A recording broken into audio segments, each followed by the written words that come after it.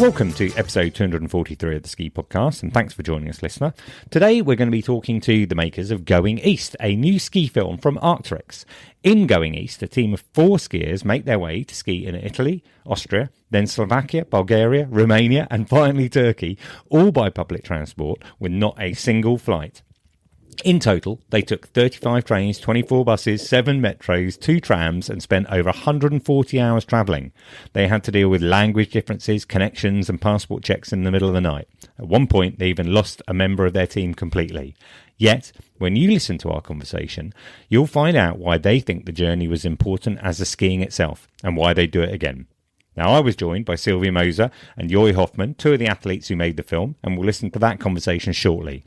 We'll be back with our regular snow reports and news features in episode 244, but I'm delighted to announce that we have a new competition to win eyewear from Vallon. You might recall in episode 237 we gave away some Vallon goggles, and this time around we have some of their Watchtower sunnies on offer. All you need to do to enter the competition is to leave us a review on Apple Podcasts, write a comment on Spotify, or write a comment on Instagram. We'll pick a winner at random and announce the result in episode 245 next month. And if you can't wait until then, well, Vallon's end-of-season ski sale is on right now with 25 to 35% off their ski eyewear range. I'll put a link in the show notes to that. Now, I know there's not long left of the season, but if you want to help the Ski Podcast and save yourself some money this winter, all you need to do is use the code SKIPODCAST when you book your ski hire at intersportrent.com. I'd like to thank everyone who's used the code already this winter. It helps fund the podcast, and I really appreciate it. So, just as a reminder, use the code SKIPODCAST at intersportrent.com or simply take the link in the show notes for your discount to be automatically applied. Right, let's get on with today's show and find out how Hoy, Silvia and the Arc'teryx team filmed Going East. I'm delighted to be joined today by Silvia Moser and Iain Hoffman. Hi guys, how are you? Let's start with you, Silvia. How are you? Hi, I'm super good, thanks. I should probably say come stai because you're in Italy, right? Come stai? Tutto bene. Excellent. And whereabouts are you?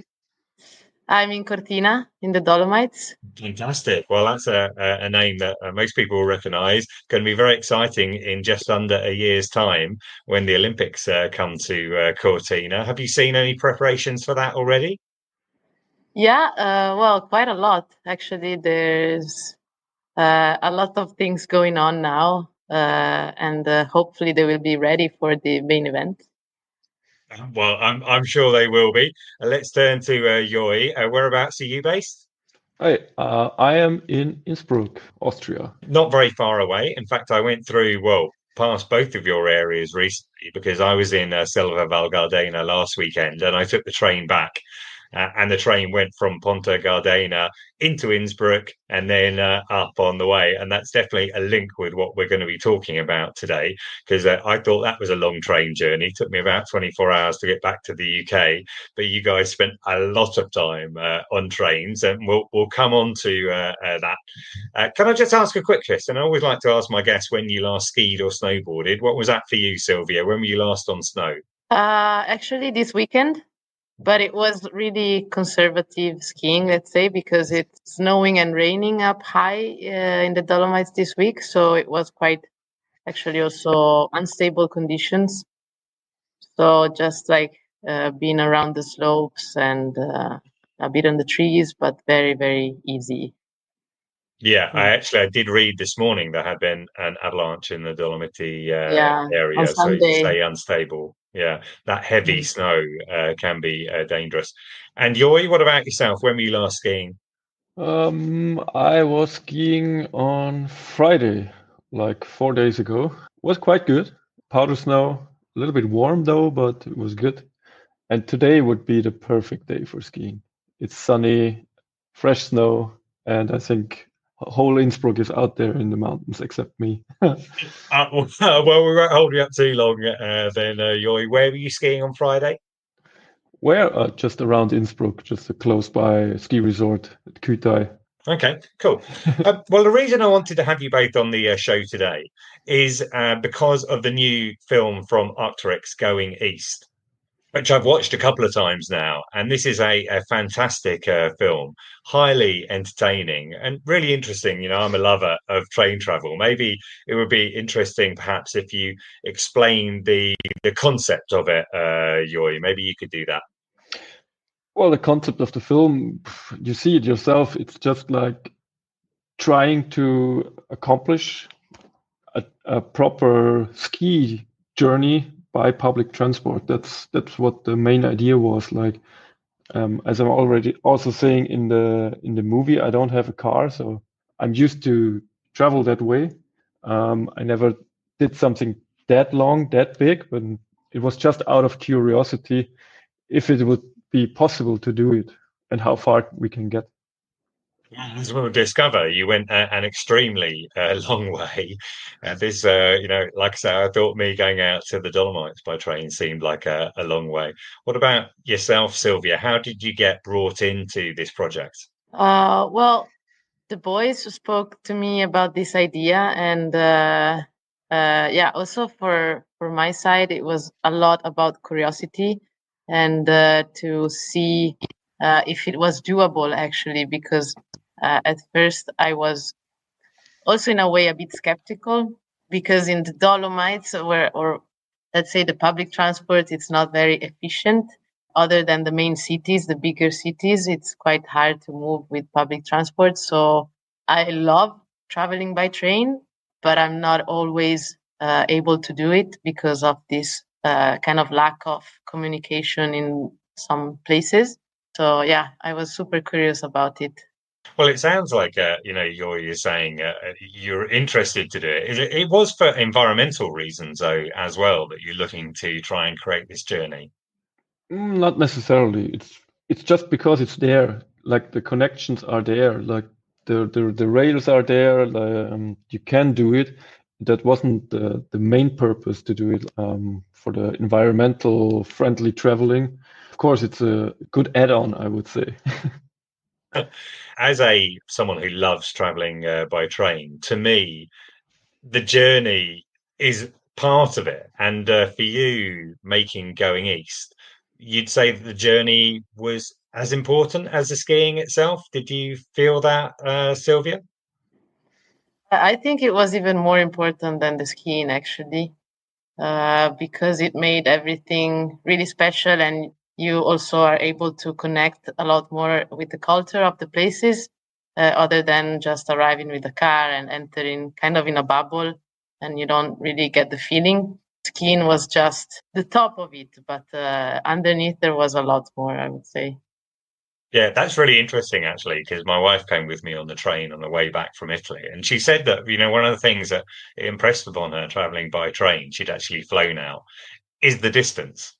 Just how far you are. If you get in a car or a plane, maybe you just don't notice that in the same way because you're not in contact with the environment as you're moving from one place to another, which you definitely are. Because let's come on to the logistics of going east. And the idea was you're going to start in Western Europe, let's say, and just head east and see how far you can get. And anyone who's watched a film, and if you haven't, I'm guessing you will do. You're going to make it as far as Turkey. I had a look. I think at one point it says you took 35 trains, 24 buses, 7 metro rides, 2 trams, and 140 hours of journey time.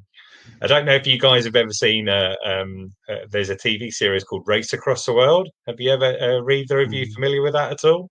No. What they do is people compete in pairs, and they have to get from A to B without taking any flights. It reminded me a lot of that. They're in bus stations trying to work out how to get to the next place, etc. I'm actually just interested from a logistics point of view. Did you have Yoi? Did you have an Interrail ticket, or did you just buy tickets as you went along?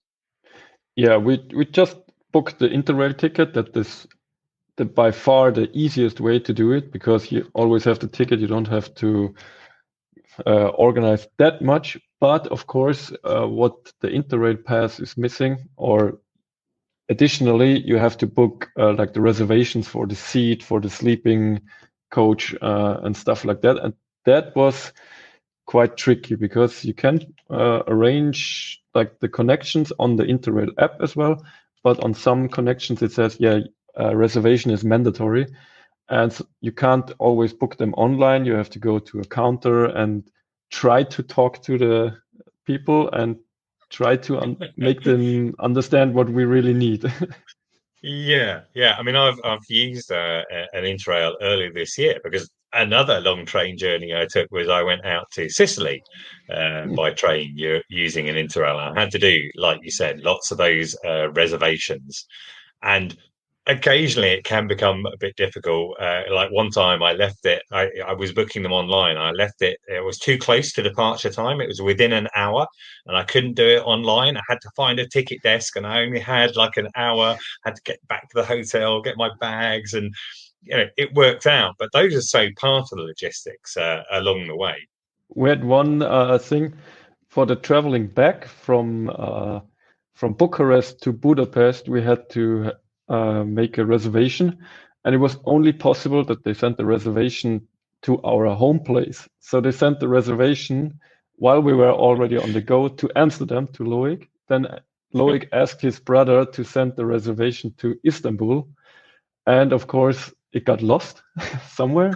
And we just risked it and went there. We showed the conductor our reservation, like a photo of it, and he said, "Oh, that's not good, but it's okay. Let's go for it." Yeah, sometimes you have to wing it a little bit. And, when I was traveling, okay, I had a bag and my ski boots with me in a bag, but you had an awful lot of kit with you. I mean, how did he? So you've got your skis and your boots, but you've got a lot of camera equipment as well, right? You're the producer of the movie, Yoy. How many cameras did you have? Ooh, how many cameras did we have? Like every one of us had a camera, so 4 cameras. Then, of course, GoPros, another 4. We had audio recorders, another 4. We had 2 drones with us, so another 2, and that's it. Yeah, and a lot of like backup gear for like backing up on the go without taking a laptop.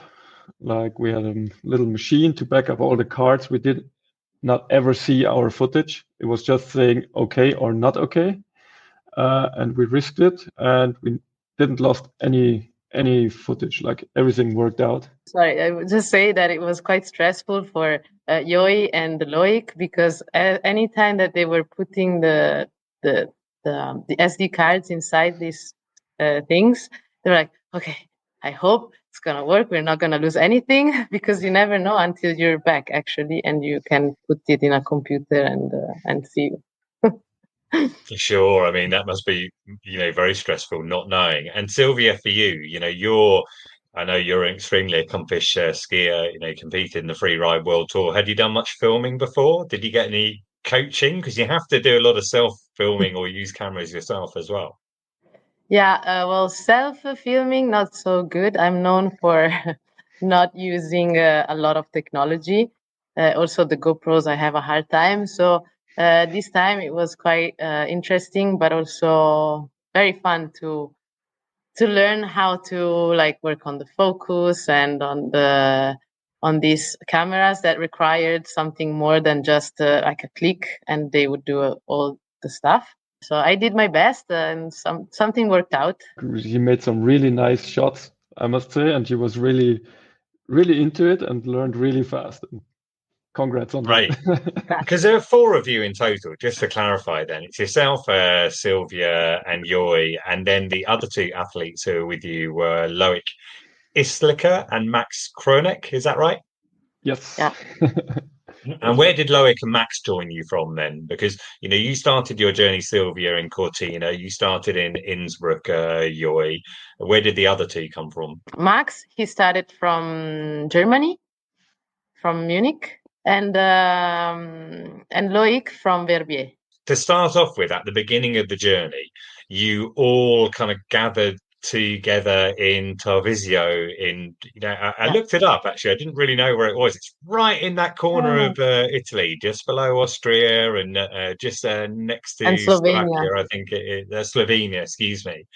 And that was the start or the first place where you gathered together for skiing itself. And the conditions there look pretty good. Yeah, it was really powdery there, and the conditions were great. It's a very nice place, that one, because it's, as you said, it's really remote at the corner of Italy. And normally it's not really common to go skiing there or full of people. So we thought it was a good decision to start the journey there as the conditions were good. There was no bus connection to the station, so we had to walk half an hour to get there. But it's You had to walk half an hour. No one likes walking in their ski boots, yeah. even if you've got nice light ski touring boots. But okay, maybe that wasn't part of the plan. So then, from that point, so you're traveling by train. Everyone would come in by train, and maybe a bit of foot power as well. And after that, you headed to Semmering in Austria. That was the second place that you stopped. Is that right? Yes. Yeah, we just jumped out there because it was already on the way. This is one of the main train connections in Austria, and it lies exactly between Tarvisio and Vienna. Yeah, you literally jump out of the train, you walk a little bit, and then you are at the lift station. And yeah, as you see in the movie, it was quite different. Evidently, whenever you're filming, wherever you are, you don't have any control over the conditions. But there was some skiing, some sections where you were skiing on grass in Semmering, and it looked like mainly man-made snow. When you're trying to make a ski movie, that's got to be a challenge to work out a way of coming up with good footage. Yeah, well, that's the interesting part. As you said, like you're arriving somewhere and you just have to adapt to what is there. Like if there's bad snow conditions, yeah, of course, let's try something. And of course, you're not doing the big freeride lines, but you can play around with. If there's a little bit of snow, doesn't matter if it's man-made or natural snow, you can do something and just have fun. Well, it looked like you were having fun, on the whole of this journey. I'm just interested in, sections like that. I mean, in the movie, I guess, it's probably, I don't know, a 5-minute segment or something like that. But you must spend a lot of time thinking in advance about what shots you're going to try and line up. And there's a lot of time where you're, waiting around. Is that how it works? Yeah, like we were constantly thinking of, okay, we don't want to do the same all the time. Like we don't want to film like the same angles all the time. We just play around, like work on new shots, adapt to it. Like for example, in Slovakia, it's not allowed to fly a drone there, although it would be super nice footage. But due to environmental reasons, you're not allowed to fly a drone there. So we said, okay, we don't have a drone. Let's adapt to it and make just different shots. Then, of course, in Romania, then we got out the drone again, and that's why all the different stations look really different. And that was a really big part in, like, we were sitting in a train and then thought about, like, okay, we're on the next at the next location. Let's do something different. Let's do something different. And that was kind of all the time. Do it different. Right. Well, that definitely comes across in the film itself. And Silvia, so the next stop after Semmering, you went to Slovakia. I don't know if my pronunciation's correct, but Smokovec, maybe. And Silvia, you were ski touring there. Is that right? We were touring in the Tatra Mountains. We reached a hut where then we did some lines from there, always on ski touring, and it was super interesting. I loved that place. The snow conditions were not the best, were easy ones, let's say, but as of an experience, it was very, very nice to discover. I was very shocked when we saw the porters with the beer kegs on the back, with these heavy weights, just refueling the huts without any vehicle, no helicopter, no quads, no nothing. And also the motivation of the Slovakian people that was there. It was that the weather was not the best, and they were just going around everywhere, crazy. Yeah, I mean, I thought that comes across. You talking about, the journey itself and how, you can become closer to people and meet people along the way. And there's a guy called Thomas who you met in Slovakia, who, just ended up in conversation with and joined along. And as you mentioned, the porter that you're describing there, he's got.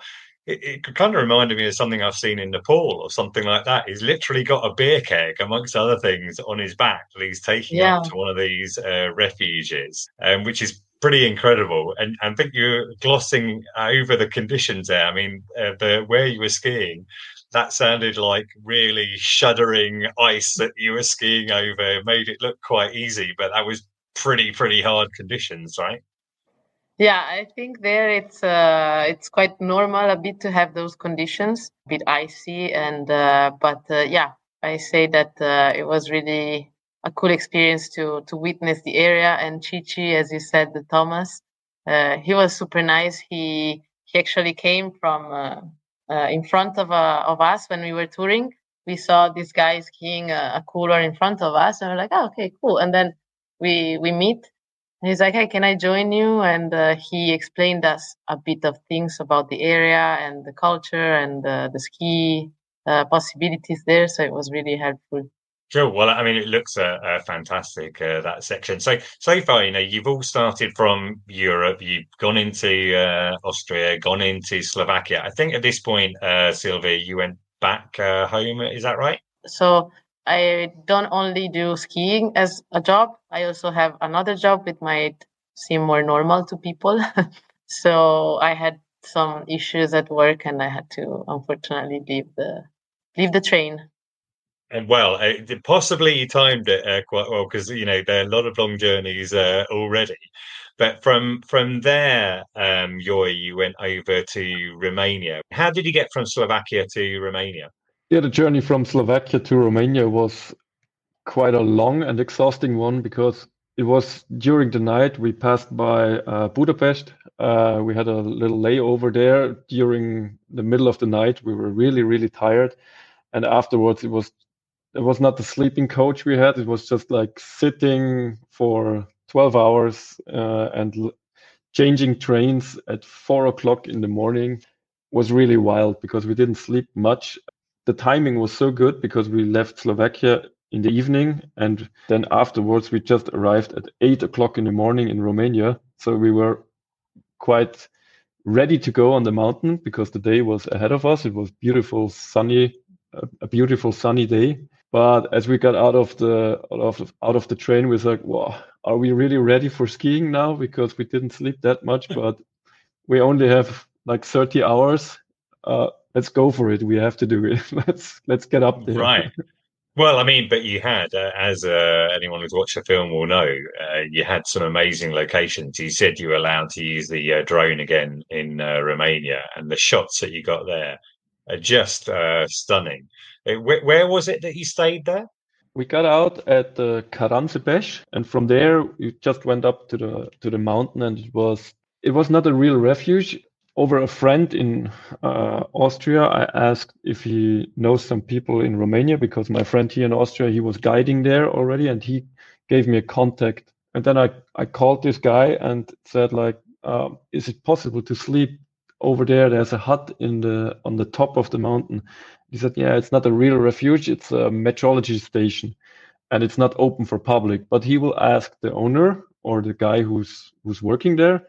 And they said, yeah, it's all fine. We can go up and sleep there. Yeah, we even got food over there, and it was really cozy, really nice. We had a bed in there, and we were sleeping so well up there. But we had to get up at very early because of the sunrise. But it was totally worth it. It was really beautiful. Well, I would say, based having watched the movie, getting up early was worth it because those drone shots are fantastic. And I don't know how far the snow went down, but it really looked incredible. And the guy who was running that station up there seemed to be quite an eccentric. There were a lot of animals all over the place, right?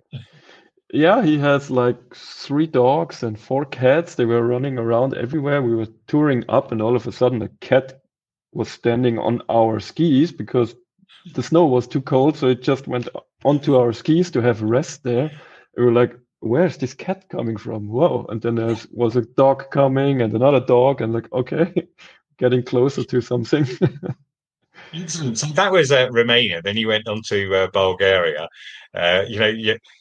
Just ticking off countries as they go. And in Bulgaria, you ended up in Borovets. That must have been such a huge contrast from being in the middle of nowhere on the top of the mountain, at this your previous location, and suddenly being in Borovets, which is quite like a lively resort, right? Yeah, Borovets was like a true shock, I must say. We got out of this bus and then like, well, where are we? Are we in Ischgl or somewhere? Like everywhere après ski and lots of people, crazy going on, and also in the morning, like so many people, so many big hotels, and like, whoa, where are we now? Like, and also like some really modern lifts and some super old lifts there, crazy infrastructure. We managed to get out of the ski resort to make some touring, but the weather wasn't that good there, sadly. The snow was great. It was a night train to Borovets again. Like the train connection between Romania and Bulgaria is really interesting. You literally go over flat terrain. You might think, yeah, the train can go really fast, but when you see these rails, like they are really curved and really old, and the train mostly just goes like 30 or 40 kilometers an hour. Like it's really, really slow. You're looking out of the window and you think like, with a bike, I would be faster than the train, but still there is a train, and it was on time. It was really cozy. Let's say it like this. But it was not during the night. It was like more like regional trains. Like So the final leg was from Bulgaria to Turkey, I guess, to Istanbul first, and then Kayseri is the name of the resort. Now that was a night train that was a bit more like what I was on just recently, coming back from Italy, where they had couchettes. You actually had beds. That must have felt like luxury compared with your previous journeys. That was kind of luxury. Yeah, we got in to the night train in Sofia to Istanbul. It's a 12-hour night train. But there's a but. We had a bed, but at 3 or 4 in the morning, you cross the border and they are checking the whole luggage. We had to get out everything out of our coach again, like all the skis which we put into there. We had to get out. They put it through the X-ray and back into the train. Took 2 hours or something, this check, but then we had a nice time in the bed again till we were in Istanbul. I think in the movie, if I recall, I remember them asking you for your passports, but I'm not sure. Probably not very cinematic watching all of your stuff being unpacked and put through. Was that for everyone on the train then?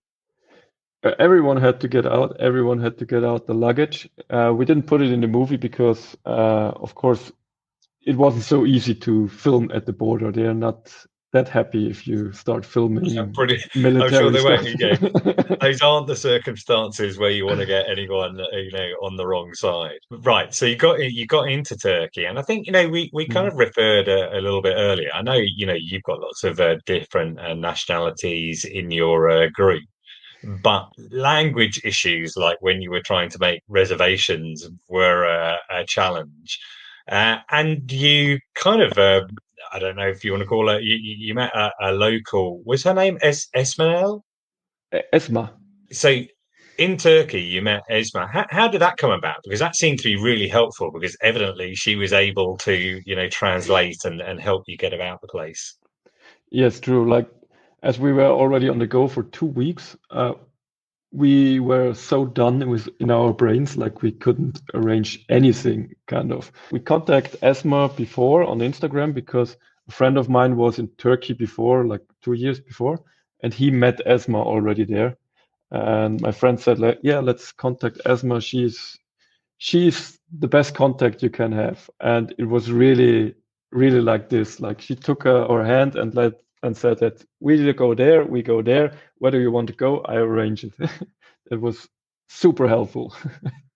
I bet it was because you mentioned there you've been on the road and it was hard to concentrate. It was certainly there was a point which you do include within the movie where I think Max found the concentration a little bit harder. You went missing at one point. Yeah, that was really a pity. Like we were on the bus and we went on the Ankara bus station for a break. But what you have to imagine, like the bus station in Ankara is huge. It's insanely big. It's bigger than an airport in Munich, for example. It has it had 4 levels, and on each level there are 110 or 120 lanes, which all have a number. And we just went out of the bus doing some stretching and relaxing, and Max decided, he's going to the toilet quickly. And then the bus driver said, "Oh, I'm on the wrong lane." He just said, he turned on the engine and said, like, "Yeah, I'm going down 2 layers down on lane 86 or something." And we were like, "Oh, where's Max? Where's Max? Where's Max?" And we jumped in, and the bus already changed the layer. And then we were there like, "Oh my God, what are we going to do now?" There are thousands of people in the middle of the night on that Ankara bus station, and it was impossible to find him again. We tried to ask at the information that they can call out his name, but they refused to do it in English, so they only did it in Turkish. And of course, they said, Max Kroneck, but he never heard that. So fortunately, somehow... there is a happy ending to that. In that, I'm guessing he found someone, then persuaded them to use their phone to send a message or something. Yes, it was funny because he went back where the bus was before, and there was another guy who already got dropped off, and he didn't know where the bus went, and he just went to Max and said, "Your friends, gone," he said, and then he helped him to book a new bus, and he even paid for his bus because Max didn't have anything with him. It was really, really nice. And then we found him again in Kayseri like 8 hours later. He suddenly arrived there. Well, that is fantastic. Silvia, were you in contact with the rest of the team still? Were you following all of this from back in Italy? Yeah, well, we had a WhatsApp group, let's say, and they were sending pictures and things, and it was quite funny. And I was laughing a lot actually, looking at the images or the things that they were speaking with each other. Okay, let's get this train or maybe that one, and it was like if I was there a bit. So you finished off then, Yoy, at skiing in Turkey. I think you skied a couple of places there, but Mt Hasan was the final point, and it looked pretty good there as well. Great snow, right? Like we've been in Kayseri at the Mount Argies, and it was quite tricky there because it snowed a lot, and we had a lot of wind, and we dug a lot of pits to check the snow layer, and it was really, really weak, and the ski lines would have been perfect, but we were kind of like, we don't want to risk it. It doesn't feel right. It doesn't feel right. And we were thinking, oh God, we can't finish with that one. Like, what shall we do? And Esma was constantly like giving us option. We can go there. We can go there. We can go there. We can go there. And we checked. Oh yeah. And the closest one was Mt Hasan. We said, yeah, this could be an option. We don't have much time left. We can make it. We go there and go up there in the afternoon and probably be there at the sundowner. It turned out really, really well. It was like really on the edge to make it, but we did it, and that was the perfect ending. Like the sun was going down. Like Mt Hasan is really in the middle of nowhere. It's just sticking out of this huge plateau, and you have a absolute mesmerizing view up there. It was a great ending. A fantastic way to finish off, and great footage there. Although in the film that's where it ends, but you did actually have to go back all the way, and I kind of wondered when I got to the end, they're going to fly back, but no, you took the trains and buses and metro. Or did you do that all in one go? Because on the way out, you'd obviously split up that journey many times. It must have been a super long journey going back. Yeah, from Mt Hasan, we went via Ankara to Istanbul. I had a layover there, like for 20 hours or something, and exploring the city a bit and enjoying. And then from Istanbul back to Innsbruck, it took 2.5 days. But I must say, this was really, really relaxing. Chilling in the train, every connection was already set up. Like we just had to change the trains on time. and enjoying the ride. Like no more skiing in between, no more logistics to where can we ski, what can we do, what do we have to film. No, we put away the cameras as well. Played a lot of Uno and were sleeping a lot. Yeah, especially the train from Bucharest to Budapest. It took 17 hours or something, but in a sleeping coach, it was really, really relaxing. And came back home like really relaxed, not stressed out, but with good sleep and stuff like that. And especially when you had a look at the SD cards and realised that all the footage looked good, because it Yes. must have been only when you got back that you were able to look at that for the first time. Yes, like on the next day after I came home, I just had to plug in the SSD and check like, oh, what is there? Like, oh, yeah, everything is there. Oh, checking out this. Oh, there's another. And then it took quite some time to really look over the footage. And it was really surprising because then you saw it for the first time what the others filmed. Of course, I kind of remember what I filmed, but it was super surprising. Like, wow, look at this shot. Oh, I couldn't imagine that they filmed that. That's super nice. And then the editing starts. Excellent. So Silvia had learned from the lessons that you gave her. And the editing process then, how long did that take? Well, the editing. Yeah, we kind of started a few weeks after that, like after setting up, sorting out the footage, setting up the project. I think we started in beginning of May with the editing process, and it took till the mid of August. 3.5 months. Loic and I edited like constantly. The final result is extremely impressive, and I'll put a link to it in the show notes so listeners can have a look at it. I'm interested in what you thought that you learn from that experience, and also would you consider doing it again? What about yourself, Silvia? What do you think? What did you learn from taking those journeys, and would you do it again? Yeah, I would do it again, actually.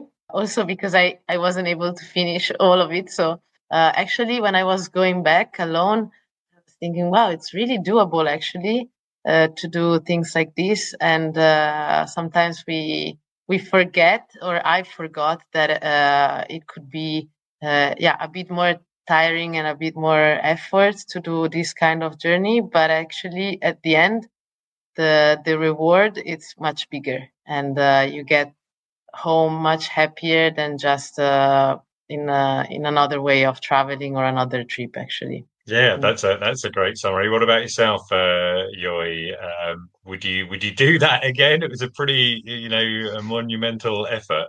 Yes, for sure. Like I would go for it right away. For me, like the biggest learning or even the feeling, as we've spent so many hours on the train and buses and stuff, like, and now like if I go with the bus for 1 hour to go skiing somewhere, it's super relaxing. It's so short, like, yeah, sure, I put my skis in there and sitting down and it's 1 hour already. Like, that was too fast. Yeah.